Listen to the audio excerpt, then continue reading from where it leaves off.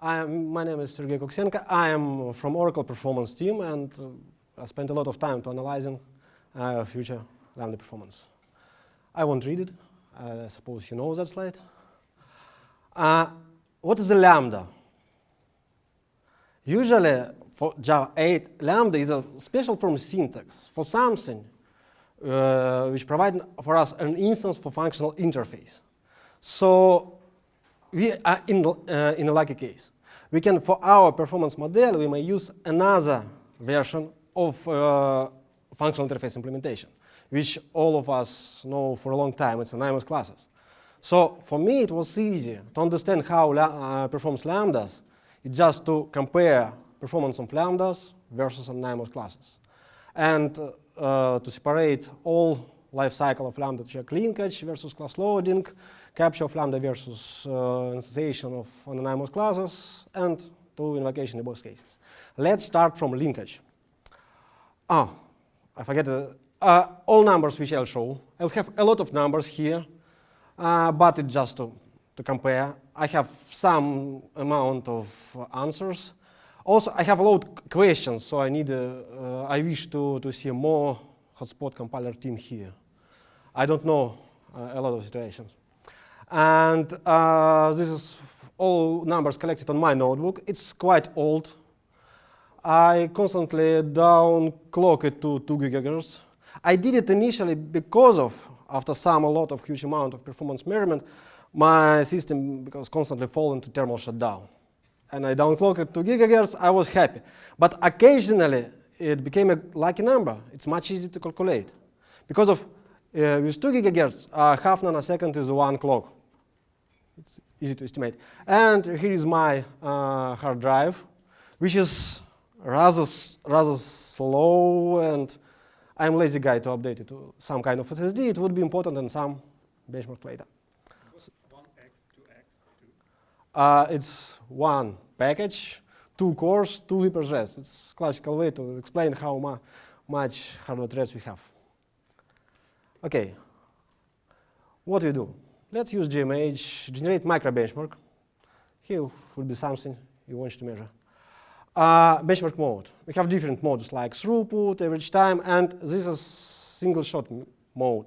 Special mode, which are very useful for measuring all kind of startup. Because it guarantees that this method, which is our benchmark, wasn't executed any time before, and we measure only exact time from this to this once.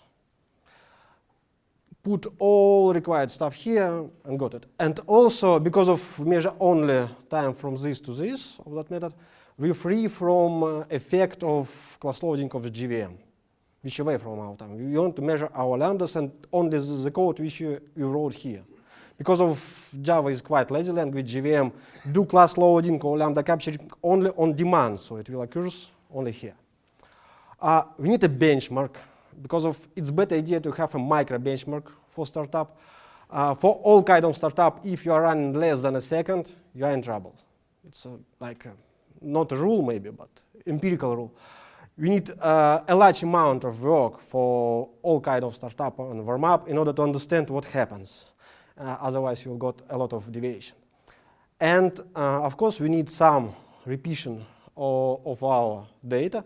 So I will want to fork this JVM several times. I found that 5 is enough. Calculate data, calculate statistic, and find 2 errors. The first result of that fork we will call warmup, and we will drop it out. So with this mode, I'll got hot startup results. After first execution, also it's checked that's enough. All files, all other stuff related to operating system will be on operating system cache, and it will be fine. But hot startup, it's only part of the story. The other part of the story is a cold startup. How frequent you run your application, and you already know that all your files already in operating system cache. So we need to do cold startup. Unfortunately, GMH can't help us here. The main reason because for example, on Linux, I have to get root privileges to drop file system caches. I can change this externally I can do it externally from my scripts and calculate all data manually. and we'll compare it later. So what we want to measure? For linkage, we need a lot of lambdas, because one lambda will be linked quite fast. And we need a lot of different lambdas, because for one lambda, invoke dynamic will go on after the first execution, and we want to measure linkage after. I like this example. We need something like this. It's a lot of lambdas. This code is the most effective ratio for lambda code and non-lambda code. I call this example Ouroboros. But in reality, we have to design what functional interface we need for that. Well, something like this. It's a functional interface which have one method which return itself. And let's check look at real code. For lambda, I created a long chain, not manually, I wrote a generator. This is a chain of lambdas. I have one lambda called static method, got another lambda, and etc., etc. This is capturing lambda. I'm capture parameter of that method. This is equivalent chain with the same functionality, but using anonymous classes. I'm creating the interface and also capture the lambda. Because if I want to sometimes run it on old GDK, I put keyword funnel here. For GDK, I may omit it. And here is the benchmark itself. So I get a chain and just start transfer it until the end and measure its time. Let's check how it works. Here's hot linkage and class loading results for both cases, tired and non-tired compilation. And here 1000 chain, 4, 16, 64. Just good enough. Just in case, compiling 64 anonymous classes required approximately 1 hour on my laptop. And here we can see that lambda is slightly slower than an equivalent anonymous classes. We can say that it's good. We don't see a huge difference. It's within 10%, probably only here. But what about cold results? Let's check this.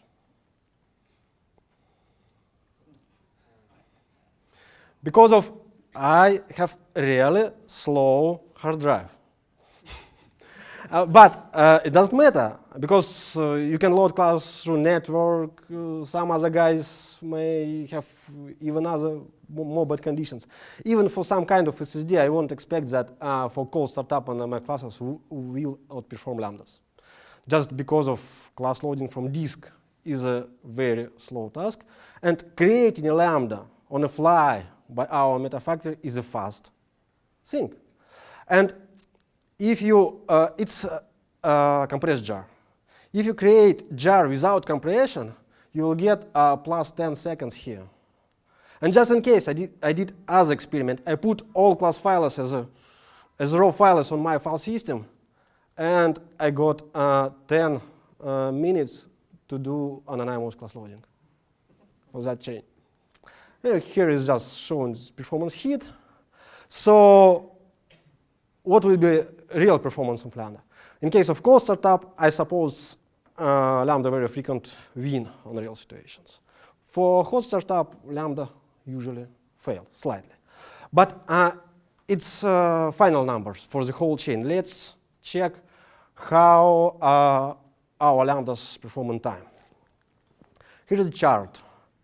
On x-axis, there is a number of loaded classes and lambdas in thousands. Here is a chart. Here is a time for do capture or class loading of one lambda on an MS class in microsecond. One class or one lambda.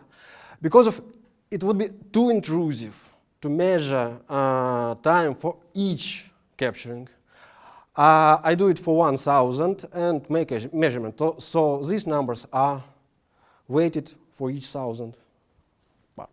So we can see here that initially for hot linkage, lambda fails. Really, just because of here we should do a lot of stuff with class loading, meta factory, ASM, and all other stuff. When everything okay, we got really the same performance. This spike is compilation spikes through the execution. Let's check cold startup. Here, I don't have a place because initially I have 7,500 microseconds, 7 milliseconds for per anonymous class, blah, blah, blah. And only after 5,000 loaded anonymous classes, I got here into this chart. And also, the key problem, the key difference is only first classes and first lambda. Because here, the class loading and lambda linkage cost are the same. I have to note that for this benchmark, I measure not the simple linkage, because it's a loop. For each lambda capture, I do the whole life cycle, linkage, capture, invocation. But it was tested that capture and invocation, in comparison with linkage, it cost less than 0.5%. So we could trust related to linkage. That's all about linkage. I think that we got a pretty condition here. It's like the same, it only depends on compilation and all other class loading slide. For those who are interested in the most contributor into lambda performance, 25% it takes invoke dynamic stuff, and 44% it's working of our lambda meta factor. And just these numbers absolute, but linking a method handle constant and unsafe defi class, they included into corresponding percents. In reality, we have a lot of place to improve here. We may tune ASM classes. We may tune unsafe defined clusters, for example, because we trust our code, we may eliminate verification and other stuff and do it better. But at the moment, it's good enough. Capture. Let's initially check about well-known and widely distributed example with non-capturing lambda. It's our non-capturing lambda is equivalent anonymous class. But I know that will be a nano-benchmark. In terms of, it works really nanoseconds. And also, I know that our black hole and other GMH harness stuff has some kind of overhead for small benchmark. That is why I need some kind of baselining like this. And check it. This is result of non-capturing lambda on my laptop for a single thread. We can see that baselining is like 5 nanoseconds, anonymous class takes 6, and lambda would perform very well. Cached anonymous, I didn't show a code. It's the well-known technique. When people use anonymous classes, they frequently write anonymous, put it into a field, and use a field here. So here I can see that the cost of cached anonymous and automatically cached lambda is the same for us. We shouldn't care about it. You may say that this is not a big difference between 6 and 5.3 nanoseconds. But let's check a saturated case. When we run it with 4 threads, also it's max hardware threads on my machine. Here we get a bigger difference. And if I'll run it on server-side machines with, for example, 80 threads, I'll get 1,000 times difference between allocating anonymous and just reading a variable. That's all about not capturing lambda. Let's check capturing. We didn't talk about that before. Here is capture some lambda. Lambda capturing some variable, and we know that in this condition on 64 VM with compressed loops, it allocates 16 bytes. And this is anonymous classes, which is located in static context. It also required 16 bytes. But according to specification, if an anonymous class created inside non-static method, we need extra reference to instance class. And here required 24 bytes. So it would be enough to say that lambda is better than anonymous class, because lambda captures only required references, required information. And anonymous may store reference to enclosing class, it's bigger, and even it may store garbage collection due to useless anchoring, and etc. but let's measure it just to be sure. This is results for single and four threads. Max, it means 4 for my laptop. And here is the average time in nanosecond per location. For max threads, I see that non-static context is slightly higher, but what's wrong is here. Why lambda capturing is still slightly slower than even non-static anonymous class allocation. Let's look into assembly. Here is a part of allocation. Here is the code generated by hotspot right now. And here is a problem. This part of code performs check with if the class which create for our lambda is initialized. It's a bug. Not a bug, it's useless, because we know that the class already initialized. We may eliminate it. But sometimes, because of unknown reason, hotspot didn't do constant propagation here. And just because we allocate lambdas through allocate instance stuff of GSR 292 lambda forms. Just please don't mess lambda forms with lambda. In completely different things. And I will talk a lot of lambda forms. Who knows the difference? One is done by Brian and second by John. The difference between lambda and lambda forms is like difference between Java and JavaScript and completely different things. Because of lambda is a feature of GDK8, it's language feature. Lambda form is the internal implementation of GSR 292. Lambda forms exist in GDK7. So we'll talk a lot about that. Lambda forms like JavaScript are untyped. Yes, exactly. And I need someone from JIT compiler team. Vladimir?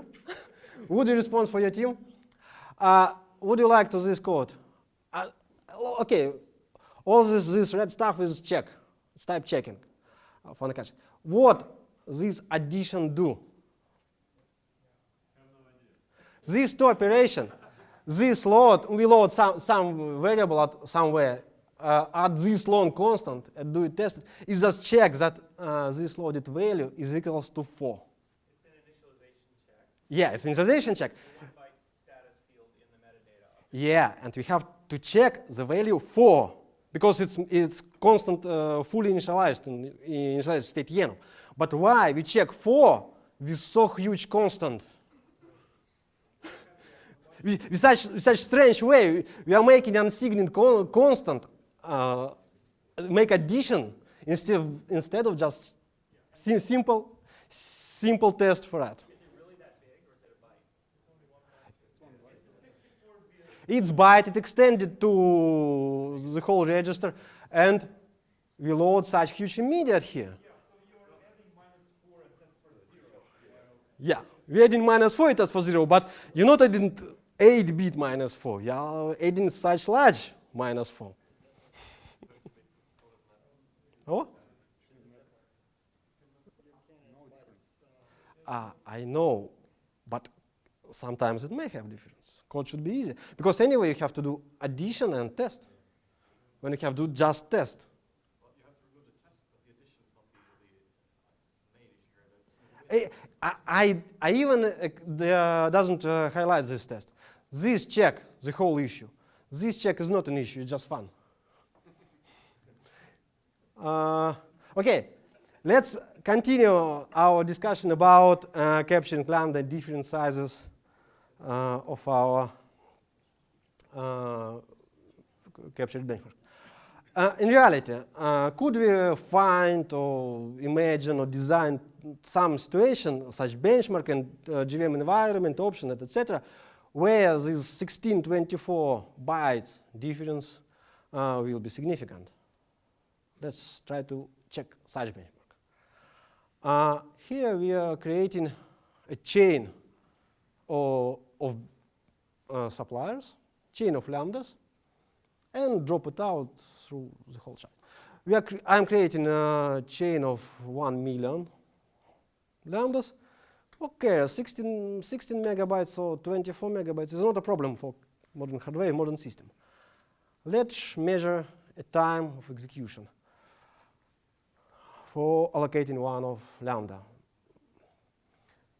Let's do it in 3 modes. Out of the box, set up 1 megabyte with nursery side, because I know that 16 megabytes, 24 megabytes is not a big deal. They are dying too fast.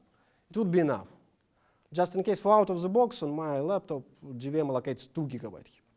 Okay, so here I'll slightly see that lambda wins sometimes, but there's not a big difference between also lambdas and NIMOS classes.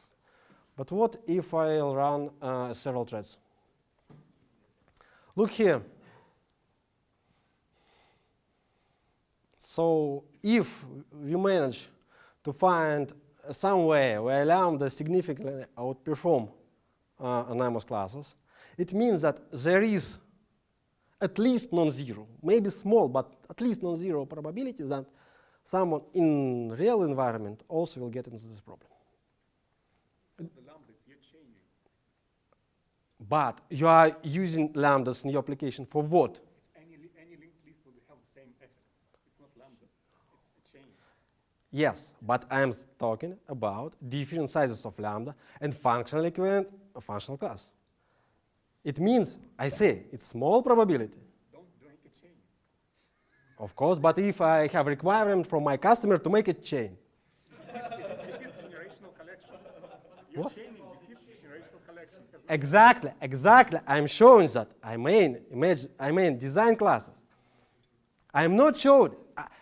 Forget about that numbers. I'm telling you that lambda is better than an NIMOS class only in terms of 16 and 24 bytes. No more difference. Really. Really. It's just example how to measure it. And our work, it's not to find such kind of benchmark when we got in such difference. And I have to show you that when you run your first benchmark, you would be lucky not to get into this situation. So the thing is not to look at two numbers and see what is faster, but actually think what is the performance model behind those two numbers. Yeah, you have to understand what's wrong. It was done intentionally. But I saw a lot of people who came from other side. They got numbers here. And even, let's look which huge variance we got here. It's a really huge variance. It's completely useless for any kind of assumptions and making production. It's showing it, what may happen, and how to deal with it. But the reality is just here. What is the difference? 16, 24. That's all. Because on your hardware and your operating system, in different situations, you'll get completely different numbers. But everybody knows that. 16 bytes, at least, not worse than 24. Maybe the most interesting part for Marcus. Let's talk slightly about warmup, how capture warmup occurs. Here is what we need for that. We need also a lot of different lambdas.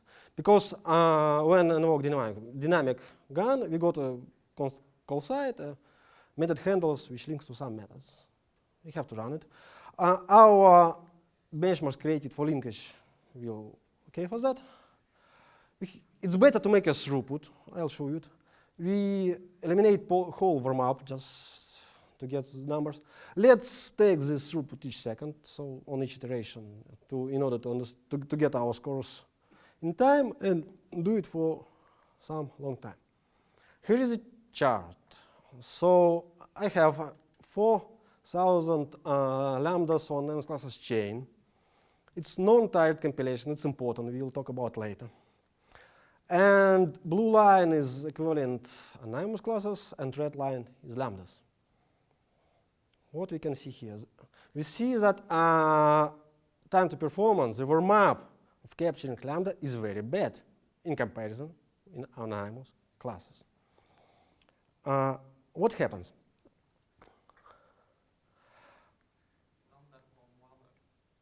We'll talk about that. Just first of all, I have to say that here, when interpreter works at these places, the difference between anonymous classes and lambdas, it's approximately 2.5 times slower. And we also get the same difference here. The reason is very simple. Because we are compiling classes according reaching compilation threshold by invocation counter. Because of here we are slower, we reach compilation threshold later. It's the only reason why we have such slow startup. If I will turn down compilation threshold, it's okay. But I want to compare it in a similar situation. Let's continue fast. And just remember, please, this drop down. Here, do you see it? This one. This one, and slightly small this one. I'll talk about that later. It's very interesting stuff. But I'll talk about later. The first reason of such slowdown warm-up of lambdas is the current implementation of lambda forms. Why? Because of this is inline tree, which I've got when C2 compiled that class. All the stuff is inlined. It's our method. It's linked to call site. It's creation of lambda. It's constructors which we called here. It's lambda constructor here. We have 8 methods here inside. It's not a stack trace. It's inline tree. I don't care about stack trace. It's inline tree. And when C2 comes, it's inline it perfectly, except allocate instance, which I show you some small code pitfalls. Yeah. It's magic. Okay. So, but in reality, if you look into these methods and look into lambda forms, they are very simple. They're really quite simple. Lambda form it's really lambda in terms of church lambda calculus. It's really lambdas. They're quite simple. Just rearrange arguments and do other invocation. Why is this intermediate layer creates such problems? And the intermediate layer creates such problems because of hotspot interpreter doesn't well operate with intermediate methods. Really, even each simple method which we got into our call tree, it's very slow operated by interpreter. Let's do the experiments. Let's take anonymous classes, anonymous example from our previous chart, and just add other invocations. Because we have some invoke, let's add one invocation, no, several methods, simple methods, just redirect further. And no lambdas, no invoke dynamic. And check it. Here, it's adding one extra invocation. Here, 4. And here, the last black dots, is 8 extra invocations. So, it's the same. Here is our lambdas. So, it's a problem. What can be done? There are a lot of areas. For example, we may do something for lambda runtime representation, some changes may be invited here. Something may be done in lambda form implementation details, also the area. Let's talk about direct compilation later, because it's the first idea which should become into your mind. But I have other slides about direct compilation. And of course, it is possible from my point of view, it should be uber idea to speed up hotspot interpreter. But I can't say anything about hotspot interpreter. It's quite a hard stuff. But I have some details about that. I tried several experimental optimization. 2 of them were provided to me by my colleagues like Vladimir Ivanov. This optimization is called lambda form sharing. It doesn't mean what is not, doesn't matter what it means. It's some kind of optimization which is preparing by our team. They know what they do and we'll just show results. Yeah, just don't forget, this optimization improves startup here and interpreter, but it doesn't work here because of some inline from lambda form is broken. But we are having another optimization which prepared by our compiler team. It's stable annotation. So if we take this Lambda form sharing patch and add stable annotation, we got here. It's green line. It's much better than previously. And How do you know it's not only the stable annotation which gives you that boost? a stable annotation doesn't give me a boost. Stable annotation fixes that problem. But only Lambda form sharing improves my warmup. But Lambda form sharing itself is broken. So they are together give that improvement. We may do other improvement. It's maybe interesting for all who make deal with method handles. Right now, Lambda Meta Factory generate a class and create method handles to constructor. But Lambda form tree for the constructor is quite complex. You can see it on inline tree. Let's do something simpler. I did some proof of concept patch. I generate a static factory method inside the generated Lambda class, which contains required new operations. And Lambda form tree from method handle to static method is much simpler. And this is this improvement. He operates on the same like Lambda form sharing and stable annotation. And if we do this optimization together, we also will be here. That's OK. It's only first steps for Lambda performance improvements, because I believe that there are all other stuff here. Just a couple return here. Let's talk about these drop-downs. Who can imagine what is it? I know the answer. It's a very interesting answer, and I hope that our compiler team will care about that. We have a leaf, for example. We have a leaf methods, small leaf methods, a lot of which frequently used. And what does it mean? It means that in interpreter, this small leaf method reach compilation threshold very faster than callers. What we get? We will compile that method, and we will get invocation from, but callers still are in interpreter. And in case of caller to already compiled method, we got C to I to C transitions.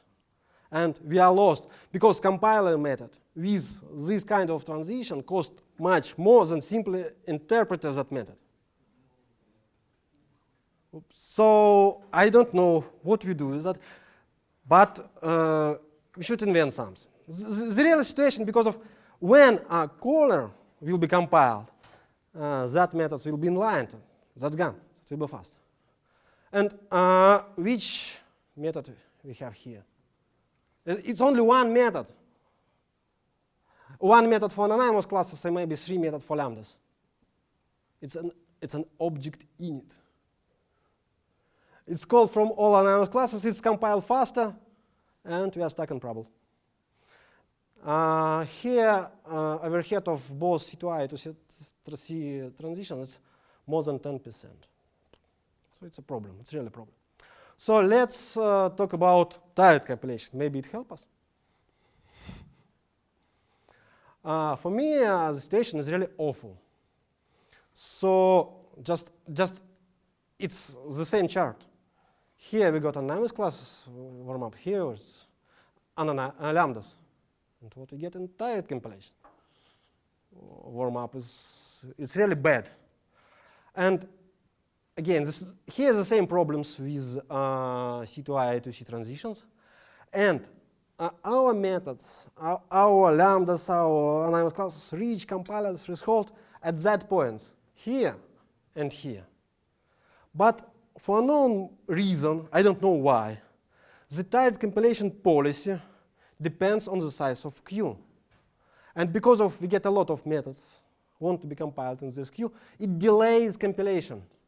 And this is only delaying lambda, delaying compilation for that cases, in case of tired compilation. And it may be a real problem for tired compilation, I think. I don't know what to do with that. And other stuff which I want to say. When we want to compile, this is lambda form. this is a lambda form we generate exactly for this method handle. They are not invoked from other places. Lambda form sharing fixes in some ways, but a lot of methods are unique. It means that invocation counter for all these methods, they're the same. They reach compilation threshold together. And all these methods will get into compilation queue. And all of them will be compiled, but all of them will be inline. We don't need to compile them anyway. And it increases compilation queue 8 times. We spend time for compilation, for useless compilation, etc., etc. So something should be invented here. Not yet. I don't know yet. Probably that's all about capturing. And I will have a short section about invocation.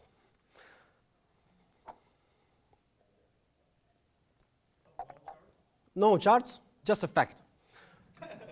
And of course, it depends on current implementation. Because if we generate bytecode on the fly, or it doesn't matter where you take the bytecode, from generated or from a disk, from jar file.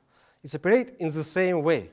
I prove it and don't want to show any kind of numbers.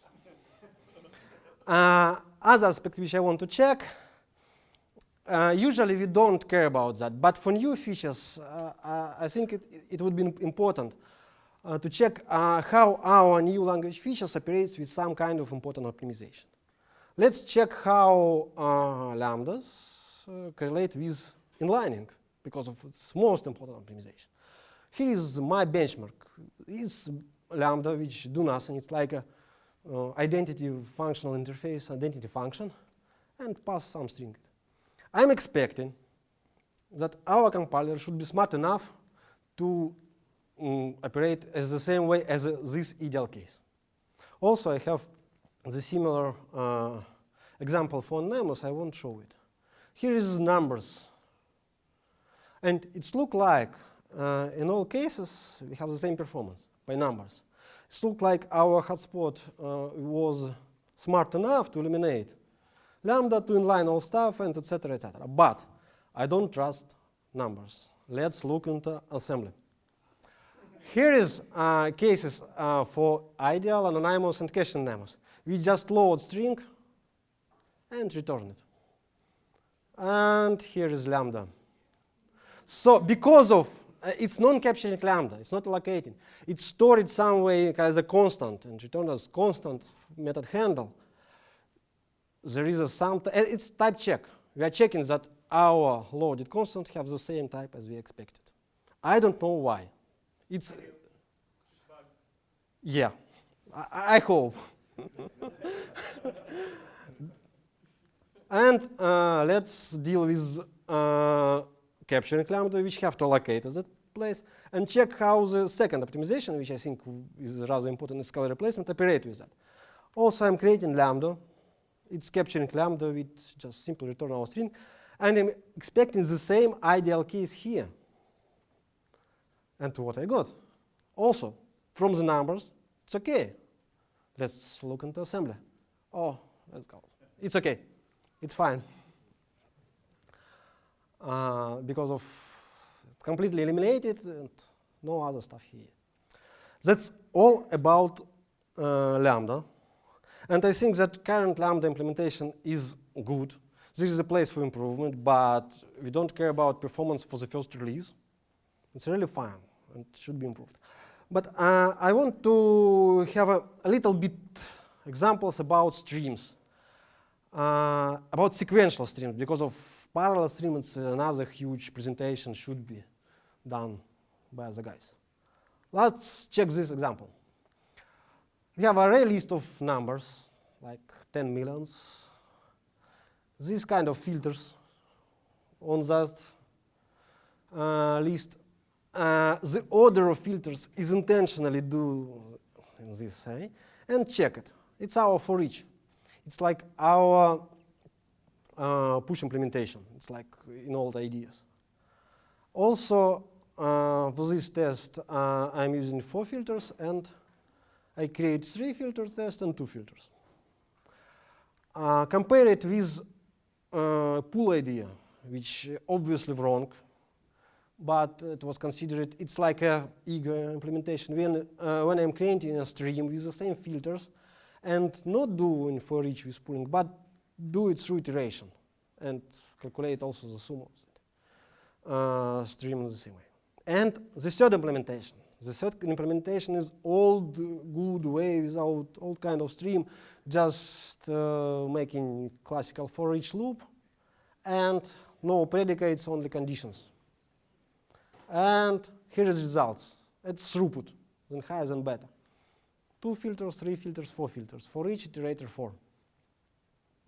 What I can see? I see here that for each idea is definitely, as it was predicted by Brian, much better than eager iteration with that. And sometimes it's even comparable with 4. Of course, because we don't have predicates here, 4 performance doesn't significantly depend on the amount of filters.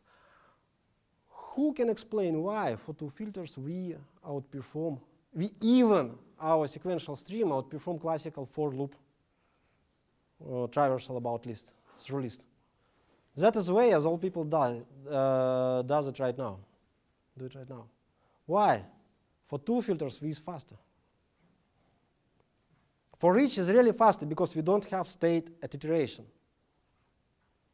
It's really a huge win for stream design, for stream library. Okay, if it's win, what's wrong with 3 filters? Because of cache inline. Cache inline. Cache inline do megamorphic inline only for 2 targets. For 2 targets, and here we lost it. So we should think about extending all kinds of cache inline optimization. Like, I don't want 3 and 4, I want n, where n it will be like command line parameter for some kind of tuning and plane. This is an instance of what I call the loop customization problem. The filters there have parts of loops in them that are being reused for many different concrete loops. And so somebody needs to say, I need to get a fresh set of profiles or even bytecodes for this composite loop. Because otherwise, if you reuse vigorously on the bytecode, you have polluted caches. In fact, this is kind of a fake benchmark. Sorry, but if you do the benchmark twice in 2 different places, but in the same VM, you'll also get polluted profiles. What does it mean by doing? Here we need to solve 2. That 2 is a global number, so the whole application can use at most 2 different. But you're creating profile for call site, not for a type. And of course, call site will be inside for each, and there will be a problem. I only want to say that we need the call chain sensitive data profile. We definitely need it. I want to say it. And we need, and it would be not enough. We need to expand this magical number 2 for cache inline. Because, of course, just only extend cache inline to a lot of targets. If I extend it to 1,000,000, then I'll get a depth 20. It would be a customer problem. It should be default value million. Default value should be 16 maybe. I don't know. It's our task for future to estimate it. But we have to play with that, at least maybe internally. Hard-coded virtualization limit is kind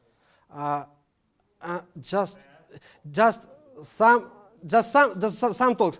I'm old Intel guys. I was working on Harmony, and I know what is to devirtualize 10 targets or more. I know numbers, but I can't tell you right now. So that's all about lambdas.